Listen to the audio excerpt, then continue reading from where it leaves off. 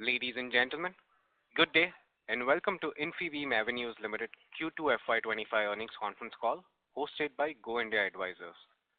As a reminder, all participant lines will be in the listen-only mode and there will be an opportunity for you to ask questions after the presentation concludes. Should you need assistance during the conference call, please signal an operator by pressing star then 0 on your touchtone phone. Please note that this conference is being recorded. I now hand the conference over to Mr. Rajat Gupta from Go India Advisors. Thank you, and over to you, sir. Yes, thank you, Sagar. Good evening, everyone, and welcome to Infibeam Avenues Limited earnings call to discuss the Q2 FY25 results. We have on the call with us today Mr. Vishal Mehta, Chairman and Managing Director, Mr. Vishwas Patel, Joint Managing Director, and Mr. Sunil Bhagat, Chief Financial Officer. Also joining us on the call today is Mr. B. Ravi, who is advising Infibeam on corporate and financial strategy as an independent consultant. We must remind you that the discussion on today's call may include certain forward-looking statements and must be therefore viewed in conjunction with the risk that the company faces. I now request Mr. Vishal Mehta to take us through the company's business outlook and financial highlights, subsequent to which we'll open the floor for Q&A. Thank you, and over to you, sir. Thank you, Rajat, and very good afternoon, everyone. Welcome to Infibeam Avenues Q2 FY25 earnings call.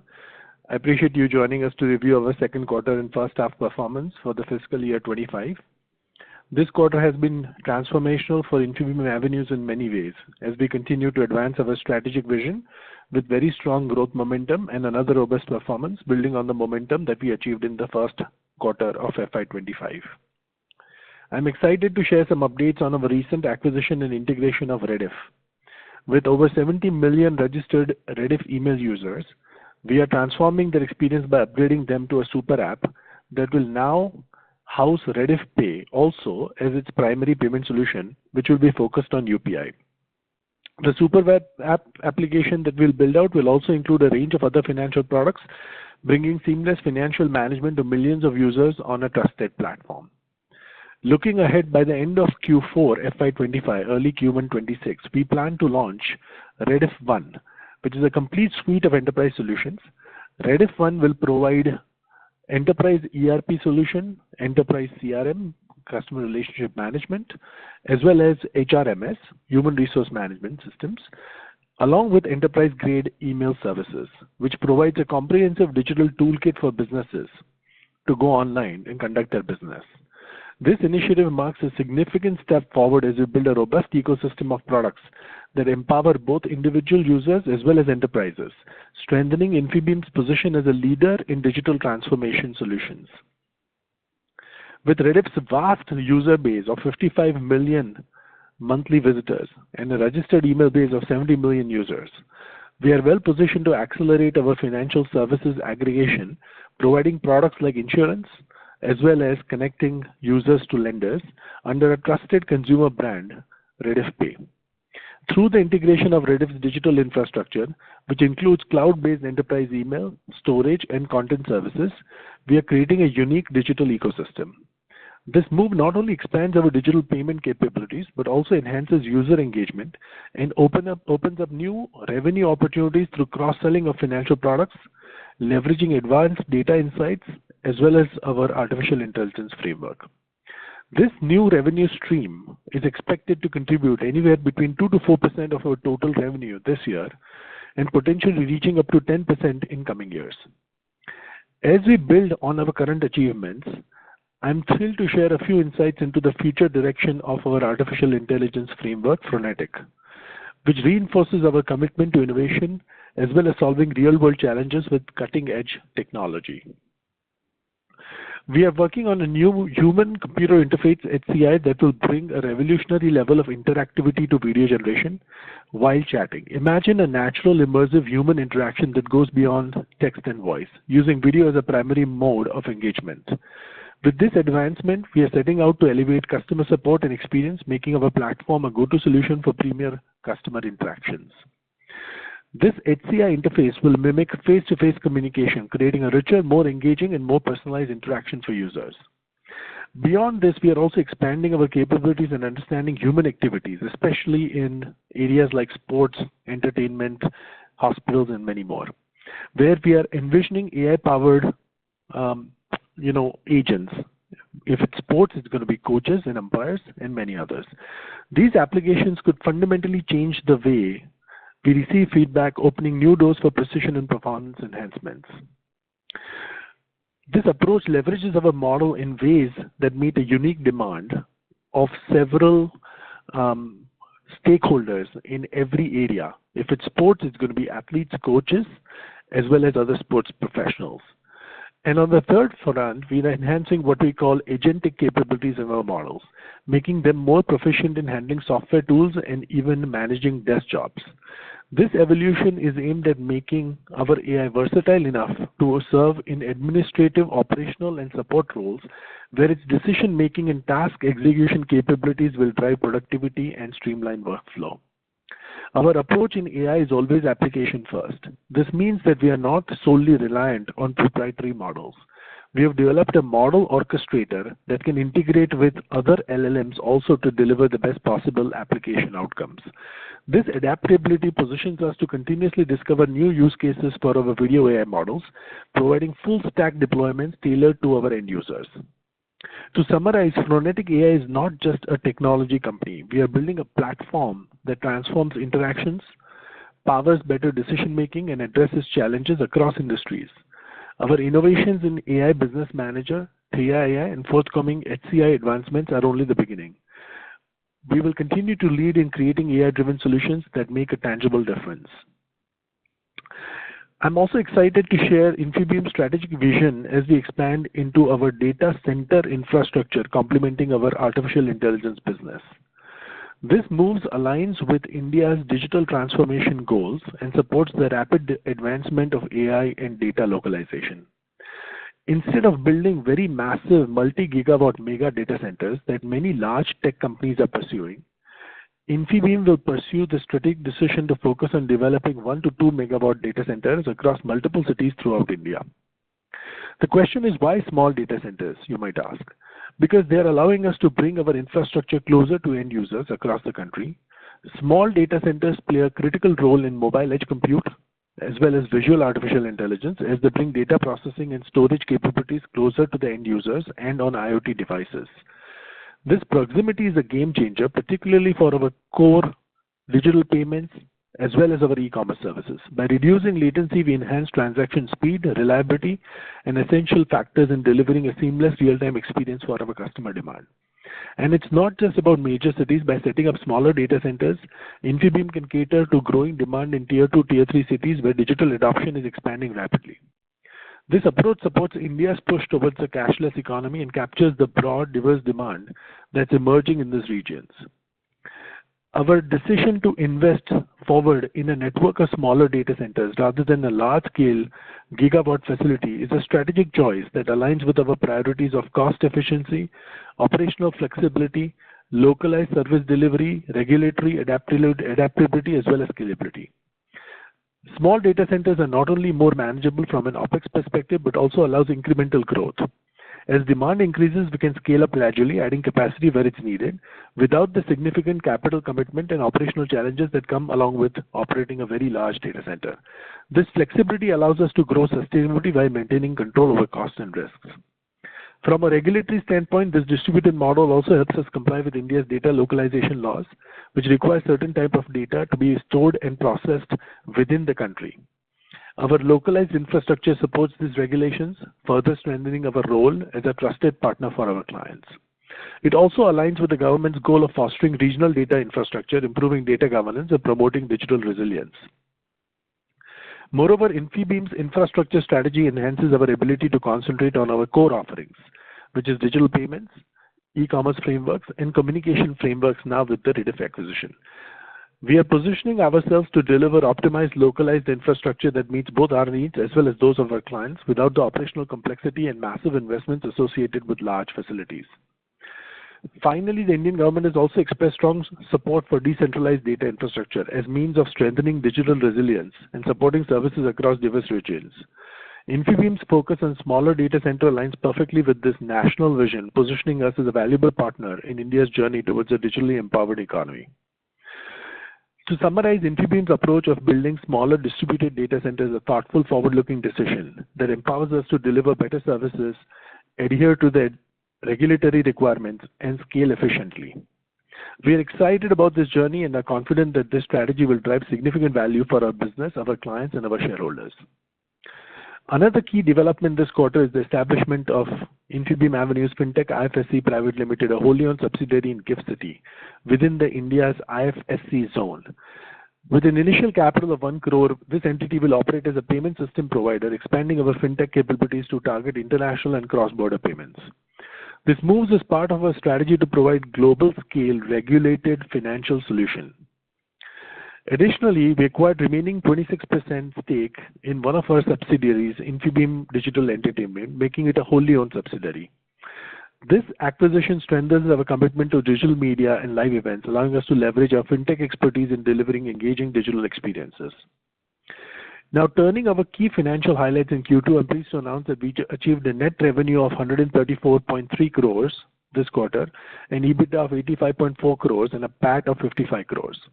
Our take rate also saw significant improvements, reaching 11.3 basis points in Q2FY25, a 21% increase from Q2 of last year. This reflects our disciplined execution, continuous optimization, and innovative approaches across our payment solutions, showing the strength and dedication of our teams.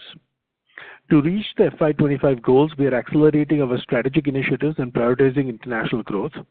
Over the next 2 years, we aim to have international segment contribute to 12 to 15% of net revenue, up from its current single-digit share. For FY25, we are anticipating revenue growth of 25 to 30%, EBITDA growth of 10 to 20%, and a PAT growth of 20 to 35% year over year. Based on our performance so far, I'm confident we can meet these targets. Our priorities remain focused on delivering profitable growth, leveraging strategic investments like Rediff.com and our AI initiatives, and optimizing operations to capture emerging opportunities in digital payments and fintech sector. We believe our strategic roadmap aligns with the market needs and strengthens our ability to create sustained value for our shareholders. Thank you, and now I'll hand over the call to Vishwas. Vishwas, over to you. Thanks, Vishal, and good afternoon to everyone on the call. We are actively shaping Infibeam Avenues for future growth, and our second quarter exemplifies a commitment to resilience, innovation, and market leadership. The Indian digital payment sector continues to be a powerhouse, expanding at an impressive rate. In 2024, the industry is projected to grow to 45 to 50%, right? And more than 50% of the world's real-time transactions will happen in India. It will accelerate India's shift towards a cashless economy. This favorable macro environment reinforces our strategic position as Infibeam Avenues is poised to capitalize on these opportunities with agility. One of the quarter's highlights was receiving approval for the RBI payment aggregator license. This license not only underscores the regulatory compliance but also positions us rapidly to scale merchant onboarding. Simultaneously, our international expansion through our GIFT City subsidiary enables us to offer cross-border payments, opening new revenue channels in the high-growth global markets. In Q2, we onboarded 2 lakh new merchants, a testament to our commitment to simplify commerce. With an average of nearly 2150 new merchants joining us daily, our network is expanding across diverse industries and geographies. Additionally, our net payments take rate is also increasing to 11.3 basis points, signifying enhancing our profitability this quarter. This quarter, we also announced several strategic collaborations. The CC Avenue Soundbox Max.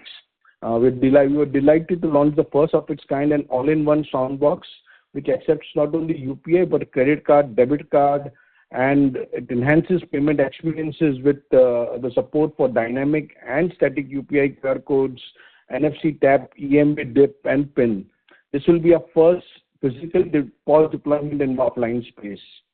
LazyPay. We partnered with LazyPay to bring buy now, pay later solutions to the CC Avenue payment gateway. This collaboration will empower thousands of merchants to offer flexible payment options, enhancing the checkout experience and boosting growth for all Indian businesses. Loyalty rewards. Our partnership with Loyalty Rewards will enable merchants to offer customer reward points as a payment option. Chalo, which we introduced a new feature in the Chalo app, which is the app which is used on all the BST buses in Mumbai and 13 other cities. It allows RuPay and NCMC recharges directly from the NFC-enabled phones. TTOD solution, like this is one of the world's first, where we unveiled India's first PCI MPOC certified tap to your own device solution. Now converting retail e-commerce app into secure POS terminals on NFC-enabled phones. Our partnership with Citibank India. It will introduce e-Raj payment options to a recurring payment suite through Citibank India to enable merchants for seamless direct debit for subscription payments. Karnataka Bank. Our alliance with Karnataka Bank will provide their merchants with a white label solution of CC Avenue payment gateway with over 200 plus options and host of features. With this, Karnataka Bank retail branches will be able to offer payment solutions to local retailers, schools, utilities within their region. StopSay Digital Finance. Now, we are excited to partner with StopSay. They also offer a buy now, pay later payment option from merchant network and thereby expanding affordability suite. So apart from this, our Bill Avenue, the bill payment platform, also saw a record 1.55 crore transactions in 90 days, valued at almost 5,724 crores. This momentum reflects Bill Avenue's relevance in the fast evolving digital bill payment sector. Through our Res Avenue, our hospitality focused solution, which is used by over 3,000 hoteliers, we facilitated over 5 lakh room nights for our hotel clients in this 90-day period and generating a transaction value exceeding 315 crores this quarter for our hoteliers. We are advancing product innovation by developing AI-driven revenue management tools to help hotels maximize revenue and streamline operations. This initiative is part of a broader commitment to equip hoteliers with cutting-edge technology. Now to our international growth. Through CCM International, I'm glad to announce that we have done a capital raise in a UAE payment subsidiary. We have successfully raised capital from family offices and investors in UAE. We have achieved a post-money valuation of $100 million for our UAE payment subsidiary and raised $20 million for expediting growth in that market. We are currently now processing AED 1.5 billion per month across for more than 7,000 plus merchants in the United Emirates. We are now also establishing presence in the fast-growing Saudi Arabia market, the largest and the fastest growing market in the Middle East. We have already invested in the presence there, along with hosting an entire tech stack there as per local regulatory requirements in the kingdom. We have been certified by the Saudi Arabian Monetary Authority as EMSP PTSP provider, and we have tied up with one of the kingdom's biggest banks, SAB Bank, to be our acquiring bank. We have started onboarding major merchants like BFS, Visa Solutions, and Nissan Motors, and we plan aggressively to scale our operations in the kingdom. Our efforts are not just focused on current profitability, they are geared towards future-proofing Infibeam avenues. By building on this solid foundations, we are well positioned to capture the tremendous potential of India's digital economy. Our path to sustainable profitable growth is clear, and a focus on disciplined financial management that has led us to predictable and sustainable growth in revenue, diversification of revenue streams, and continuing improvements to our bottom line. Our platforms for years together has been offering a suite of cutting-edge financial tools and payment solutions for businesses across our country and beyond. But going forward, we are now going to expand our platforms for consumers too across our country. We are on the verge of the most significant milestones in our journey, a transformative move in the digital payment space that we believe will not only redefine how transactions are made, but also set a benchmark for innovation in the industry. As Vishal has already said earlier, Rediff Pay, our latest venture into the world of digital payments for consumers. It is not just another addition to the digital payment landscape. It represents a bold step into the future of financial transactions, and it is designed to meet the rapidly evolving consumer market. Rediff Pay will not be only offered to the existing loyal Rediff customer base of 70 million users, but will eventually we aim to be the only financial tool for over 1 billion Indians. It will not only offer UPI and other tokenized card mechanism as payment options for consumers to pay with, but it will also offer a plethora of financial products and services like real-time fixed deposits booking, mutual funds, insurance, share trading, and for consumers to invest, but it will also give them access to capital for their own personal and business requirements. Fundamentally, it will redefine the way people interact with money. We are setting the stage for a more inclusive, connected future where no one else, regardless of their location or technology infrastructure, is left behind. Now, with that, I will now hand it over to Sunil Bhagat, our Chief Financial Officer, to provide insights into the quarter's financial performance. Sunil Bhai, over to you. Thank you, Vishwas sir. Good evening, everyone. In the second quarter of FY25, we made substantial progress in financial performance, driven by disciplined execution and a focus on profitability. For quarter 2, our gross revenue increased from rupees 787 crore in Q2 FY24 to 1017 crore in Q2 FY25, marking a strong growth trajectory. Notably, our net revenue saw a year-over-year rise of 24%, climbing from 108 crore to 134 crore. Our net take rate exceeded expectations, rising from 9.3 basis points in Q2 FY24 to 11.3 basis points in this quarter, reflecting a 21% increase. This improvement contributed to higher net revenue, EBITDA, and PAT. Our EBITDA also grew by 26%, reaching to 85 crore in quarter 2 FY25 from rupees 68 crore in the quarter 2 FY24, with an EBITDA margin of 64% as a percentage of net revenue. Our profit after tax also reached to rupees 55 crore, reflecting a year-over-year increase of 43%, underscoring the effectiveness of our profitability initiatives. As we move forward, we remain focused on achieving profitable growth and delivering value to our stakeholders. With that, I now invite the moderator to open the floor for the question and answer session. Thank you. Thank you very much. We will now begin the question and answer session. Anyone who wishes to ask a question may press star and 1 on their touchtone phone. If you wish to remove yourself from the question queue, you may press star and 2. Participants are requested to use handsets while asking a question. Ladies and gentlemen, we will wait for a moment while the question queue assembles. Again, if you wish to register for a question, please press star and 1.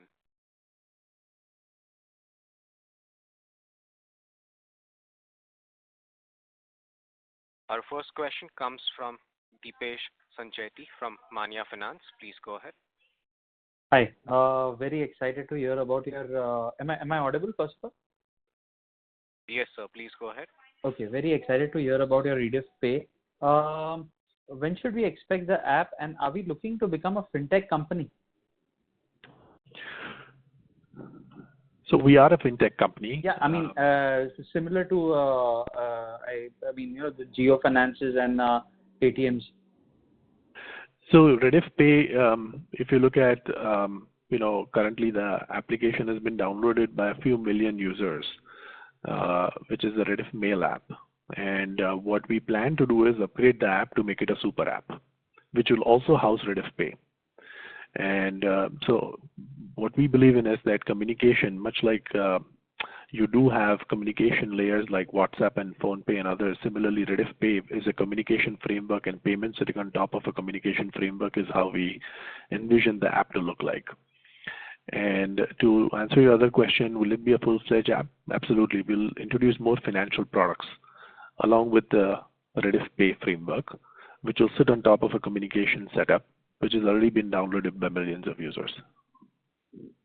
And about your Phronetic AI, it secured a $1 million USD order and annual contracts with hospitals and a UAE gas station.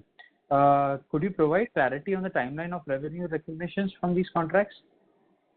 It'll be this year itself. So, we've already started monetizing. And so annually will be upwards of $1 million in terms of run rate. we've actually expanded the relationship beyond gas stations to weighing bridges and many others. So Phronetic is being implemented in multiple areas. You see, we started out with visual AI, so it is object identification. We migrated the models to actually understand scenarios, which means that not just identifying the object, but in relation to that object, what are other objects looking like and what are they interacting with? And then activities within the scenario is the third layer of the model. So we've been able to go across the 2 or 3 different versions of our framework, which have been deployed. And when I talk to you about HCI and many other agentic behavior, it just means that the model should be able to imitate the agent then. And so I think that's the path that we are going forward with. Okay. So what potential do you see in scaling similar AI solutions in sectors like healthcare and energy? Very large. You see, when we started out, we thought that the vision that we had was Uberization of payments. You go into an Uber, you walk out, there's no scanning of card, there's no QR code, there's nothing that you need to do. It just deducts the money from the wallet. And so I think in the world of AI, we think that Uberization of payments across multiple areas will be the future. And for that, video intelligence, understanding visual AI will become key. And when we started out, we thought, we'll get into that, payments heavy setup, which is gas stations and others. But we find that the applications are diverse.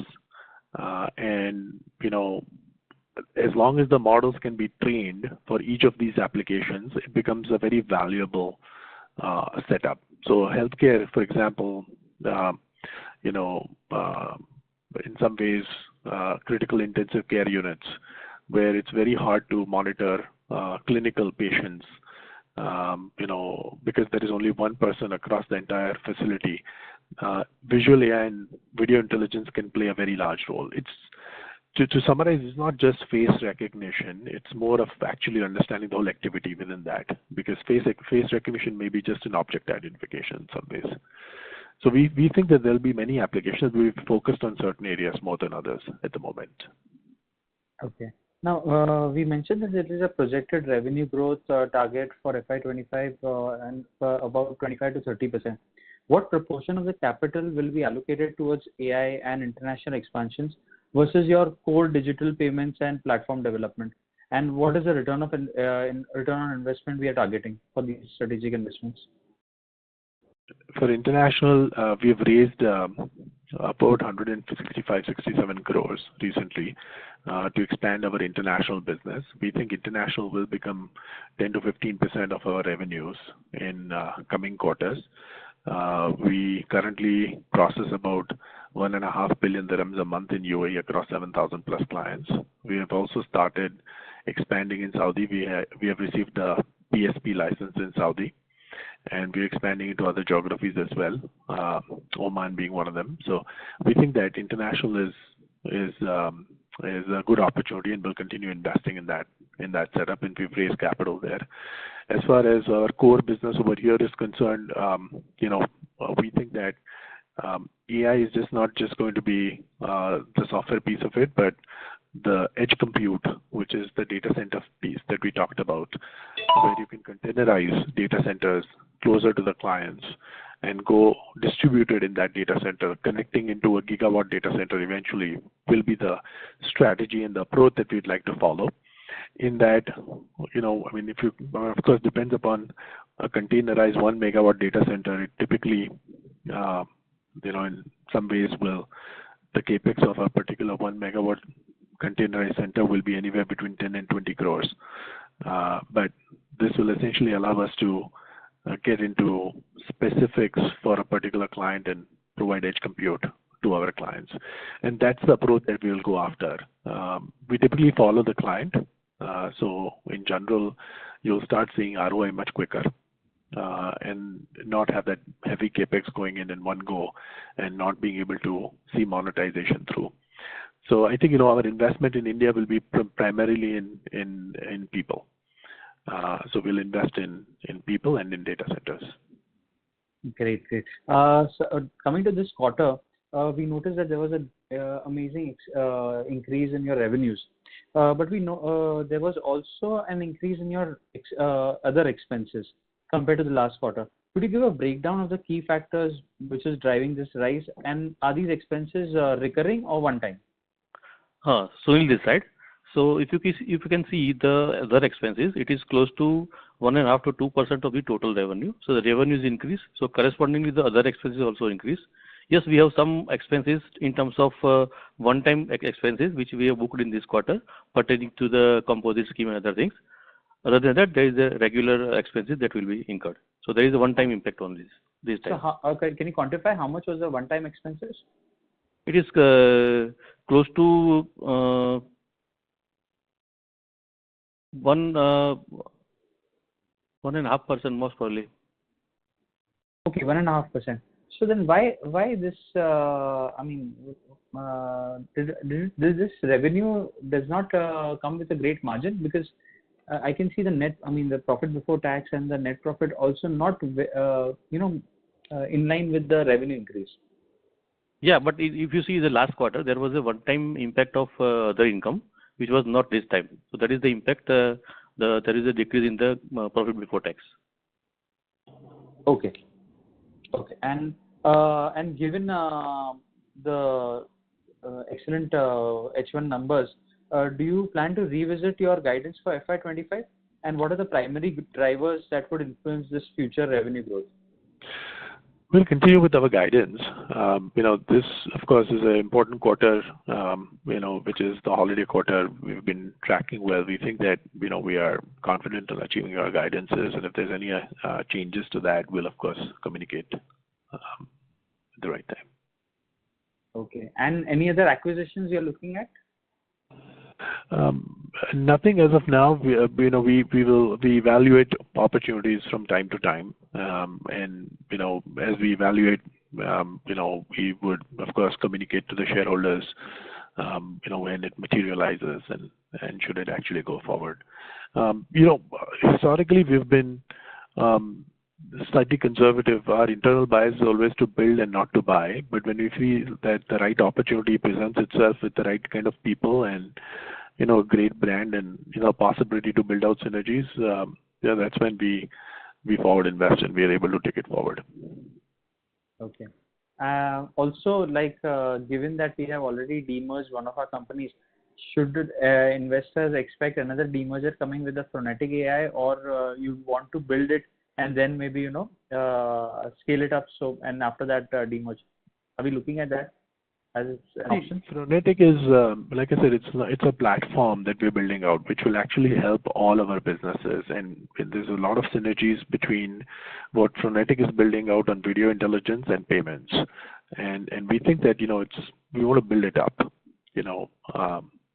As far as the model and the framework is concerned, we'll continue building it out. As far as getting into edge compute and slightly more, in some ways, command centers which are closer to the clients, because many a times clients would prefer that they would want to have their own infra and their own edge, and that business will also keep on building out, but we'll evaluate as we go along. Okay. Oh, great. All the very best, Vishal and Vishwas. Thank you so much. Thank you. A reminder to all the participants, if you wish to register for questions, please press star and 1 on your touchtone phone. The next question comes from Grishma Shah from Envision Capital. Please go ahead. Yeah, hi.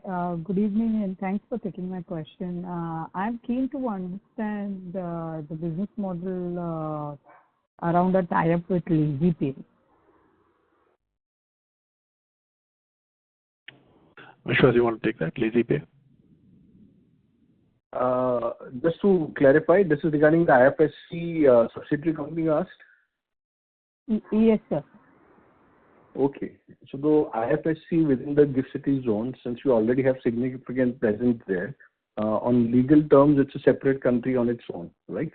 So a lot of Indian businesses and insurance companies and everything who are aiming for the international audience, namely NRIs, have set up base there.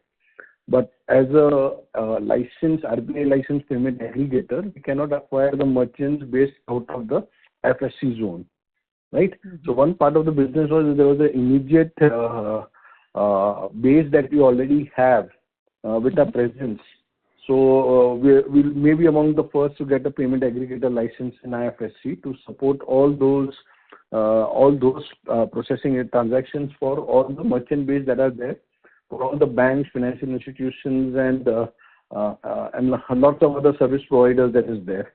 Second part is also there's a cross-border thing that we can do very easily from GIFT City. So there are certain models which I cannot dwell in right now, but it gives us the enable to tie up with international gateways and get good local rates out there and offer it to merchants here. So the GIFT City, the IFSC subsidiary, where it enables us to do 1001 this kind of businesses. That's why we have incorporated this company and applied for the license with IFSC. Okay. No, but I want to understand that BNPL tie-up, sir. BNPL tie-up with the different service providers. So as I said, in the CC Avenue payment gateway, our mindset is that of as to give the maximum number of payment options so that our merchants can offer it to their consumers to consummate transactions. So when we have credit cards, when we have debit cards, and we have all these dozens plus wallets, and when we have more than 100 net banking options that we can create through their bank accounts, then we have standing instructions and other things. So BNPL, also there are a couple of providers who are quite active in the market. So say if Make My Trip is our merchant and he wants to offer, say if there is a Lazy Pay merchant, customer who has this thing and wants to pay for a Make My Trip ticket. If we enable Lazy Pay as a payment option for Make My Trip on CC Avenue, that means there is more conversion, more transactions.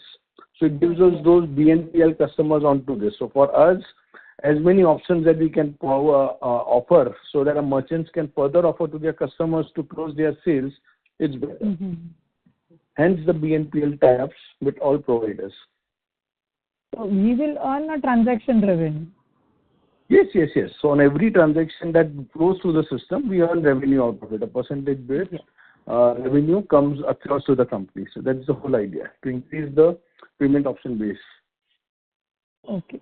And is the government still using our Agri platform, or now they have transitioned to the new platform? There is no Agri platform. As a payment gateway, we are enabled on lots of government websites. So there is used, but we never built a dedicated Agri platform for the government. We do at the GEM platform, but yes, sir. GEM platform. Yeah, Vishal, you want to? Yeah, GEM platform is still being utilized by the government. But like we had mentioned earlier, we don't report revenues from that because we are in discussions in some ways arbitration with them. Okay, so still no conclusion on that. Not so far. Fine. Thank you so much. Thank you. The next question comes from Veer Vadera from Niveshai. Please go ahead. Hello. Am I audible? Yes, sir. Please go ahead. Could you elaborate on specific initiatives aimed at attracting larger high-value merchants, and how has our pricing strategy evolved to cater to these clients, particularly in light of our increasing talk rate in markets like India and Dubai?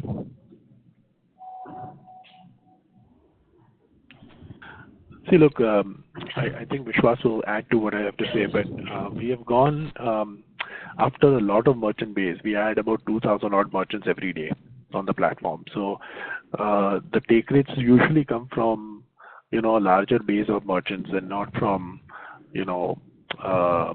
selected few. If you look at the top 3 or 5 sites in India, you may see CC Avenue on a few payment options, 1 or 2, but not all. So we normally go after merchants where we have better take rates. So take rates is a function of going wider across merchants, one. And second is that so base has to be larger. And then we also have a few merchants that provide us volume, which potentially allows us to get better rates. And so I think it's a combination of that.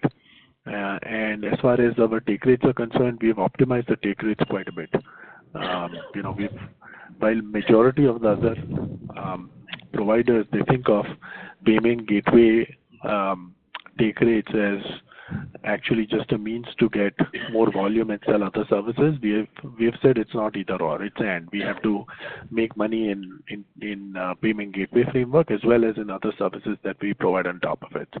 As far as international clients are concerned, yeah, there will be certain clients specifically that we want to go after.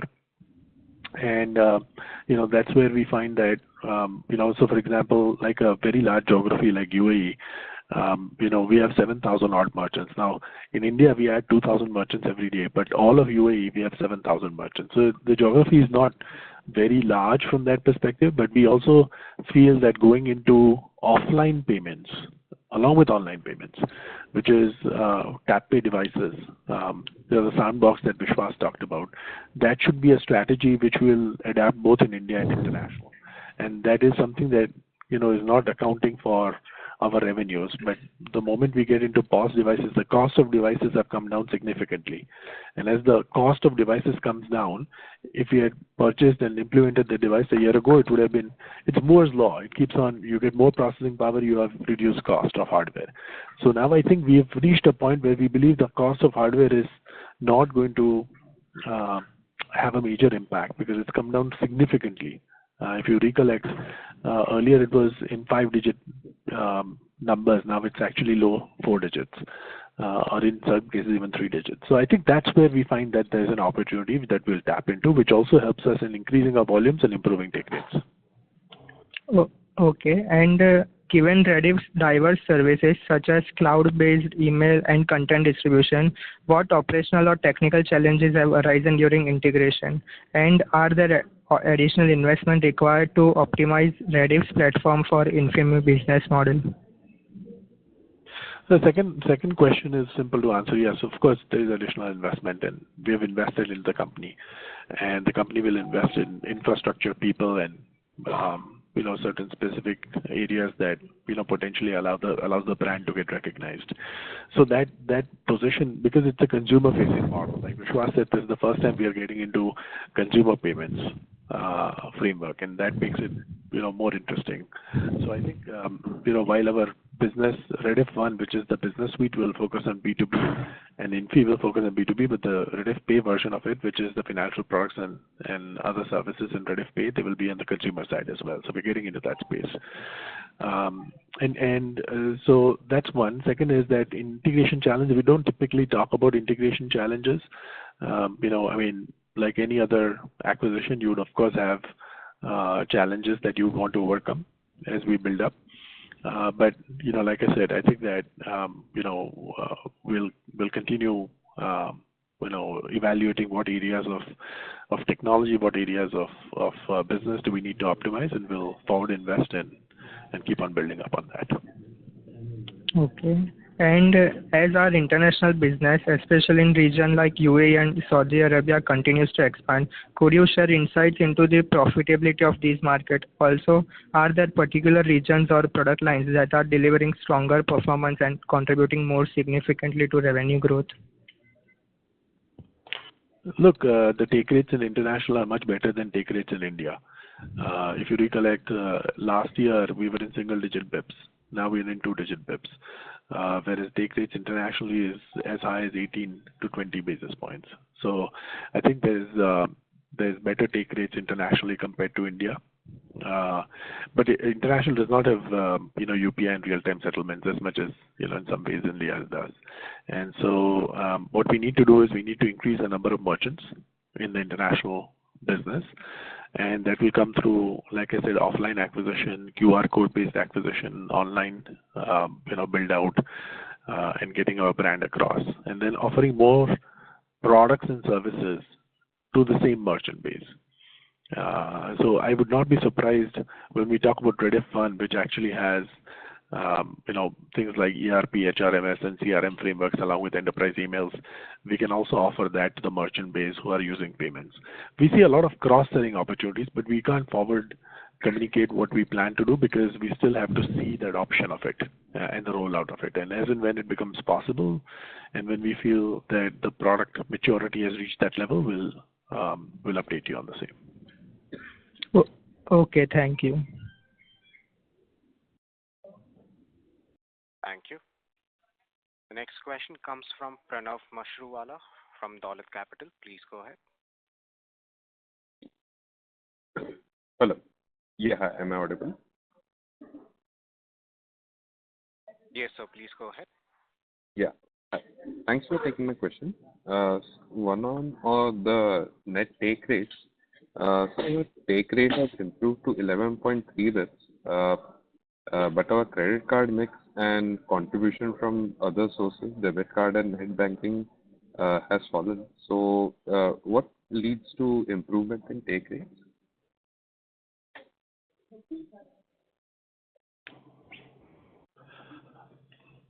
So you're talking about the slide, which is slide 12? Yes.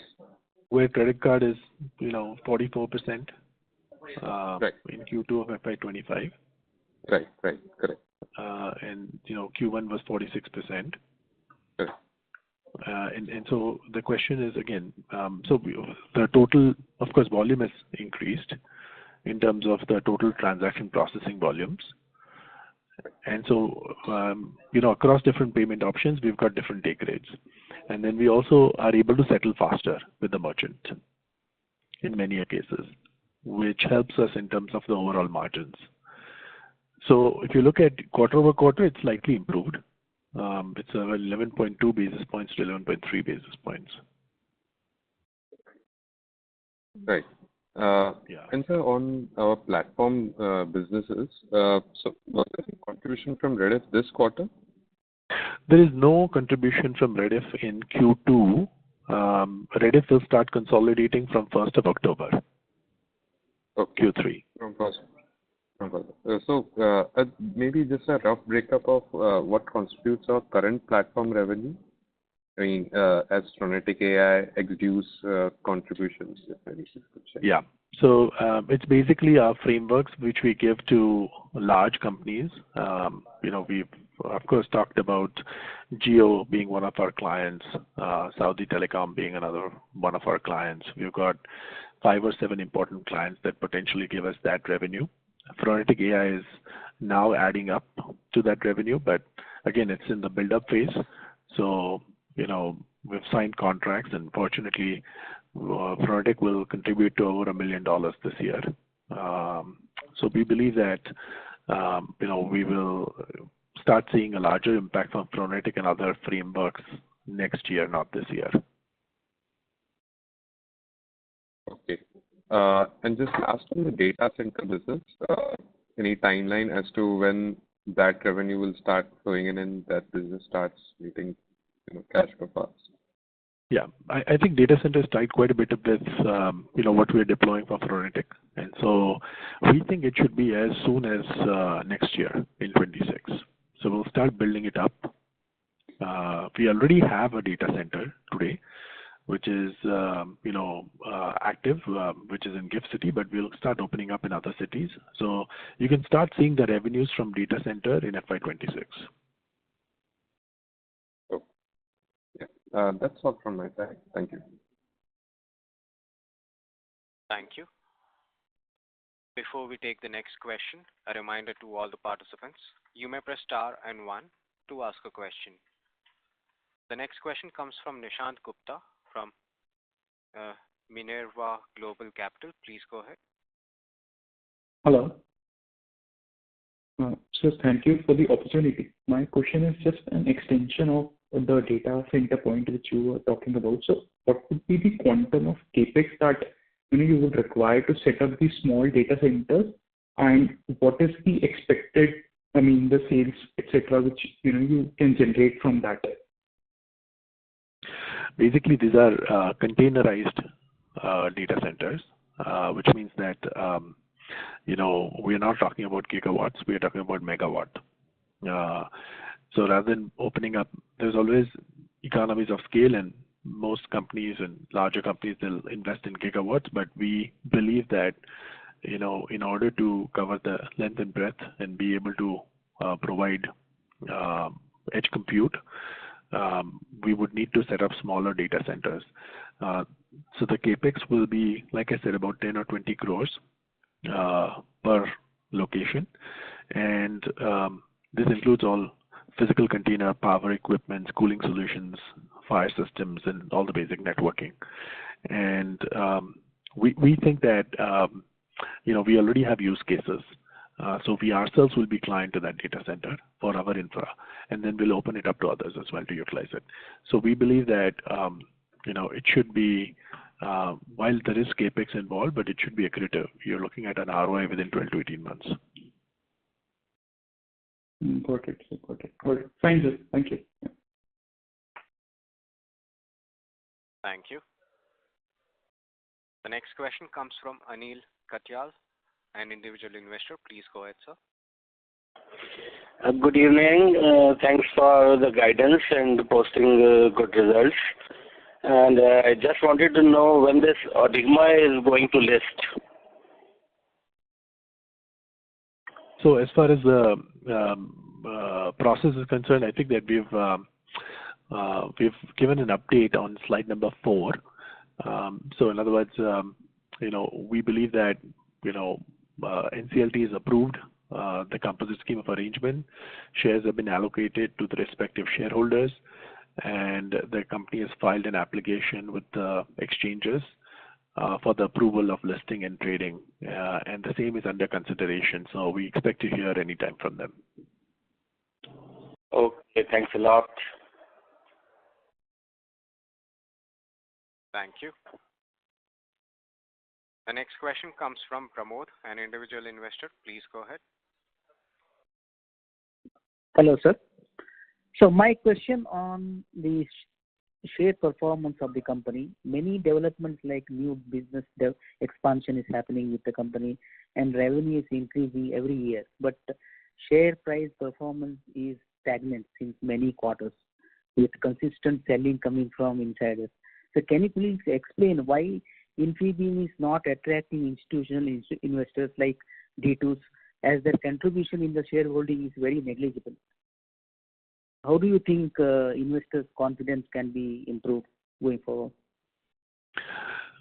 See, our internal thesis is always to focus on the business, and that's what we've been doing for the past several quarters and years, if you come to think of it. We believe that we will deserve the investors through execution and not optics. And so as long as we keep on focusing on execution at the right times, things should show up. That's one. Second is, as we expand and as we build out the company, we believe that, we need to work with what you mentioned, institutions, to be able to, allow them to understand the company better. I think fortunately, with more companies getting listed in the digital payment space, with Paytm also getting listed recently, while people and shareholders are still understanding what payment ecosystem holds and what it means. We actually work in the same ecosystem, and what we need to do is we need to actually communicate the differentiation of what we are compared to what others are providing. So rather than getting into a cash burn cycle, we've always looked at profitable growth, and we believe that that should continue driving and guiding us as we build it out going forward. But to answer your question, we believe that as we keep on executing, and if we continue doing what we are doing, and meeting and giving guidance and meeting expectations, hopefully that builds out trust, and that will attract the right investors into us. I will just add to that. The communication lines with the investors, with the analysts, and all have been increasing, have been done well. And therefore, I believe that it will be only a matter of time by which the communication and the company's growth potential, everything is recognized by the market. And it's all up to the rest of the investors as well as the people who are there in this space, investing in this space, for them to really recognize the potential of the company. And I'm sure that should happen sooner than later. Okay. Thank you. Thank you. The next question comes from Basant Bansal, an individual investor. Please go ahead. Yeah. Thank you for the opportunity. I just have one observation that operating expenses in this quarter has increased by 3 to 4% year on year and quarter on quarter. So can you elaborate on this? Hello. Yeah. Hello. Yeah. So operating expenses incurred as compared to the increase in the revenue from operations. So it is linked with the revenue from operations.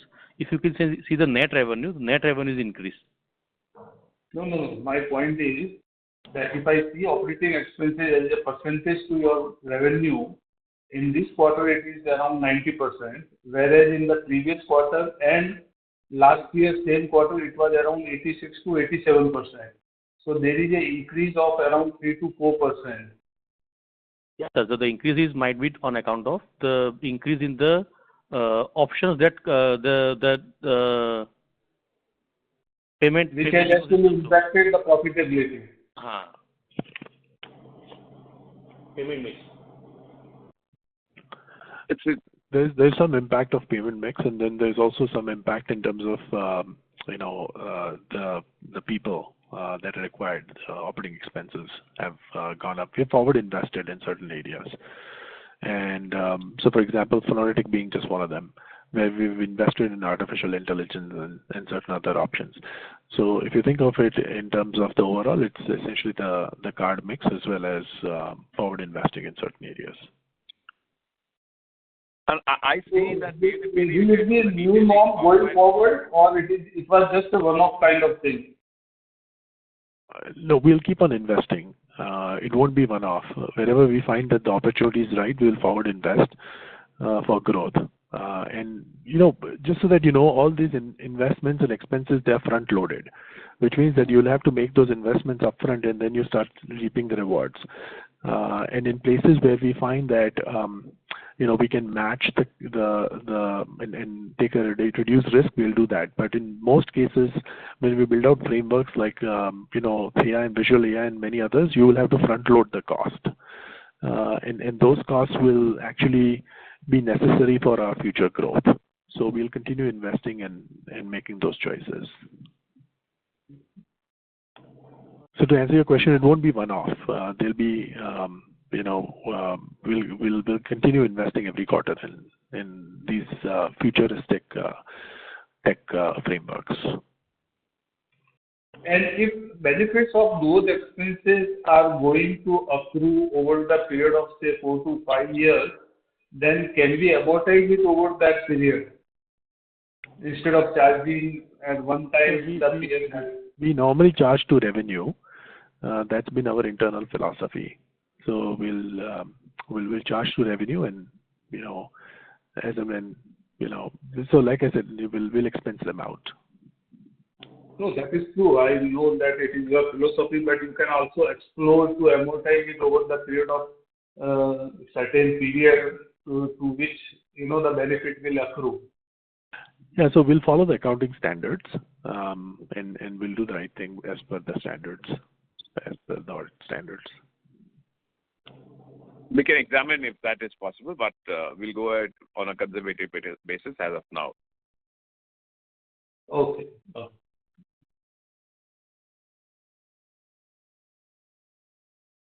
Yeah, thank you very much. Thank you. Ladies and gentlemen, that was the last question of the day. I now hand the conference over to the management for closing comments. Thank you all for joining our second quarter half-year earnings call, and we look forward to keeping you updated on the new and exciting developments in the company. Thanks all. Thank you. Thank you. Thank you, everybody. On behalf of Go India Advisors, that concludes this conference. Thank you for joining us, and you may now disconnect your line.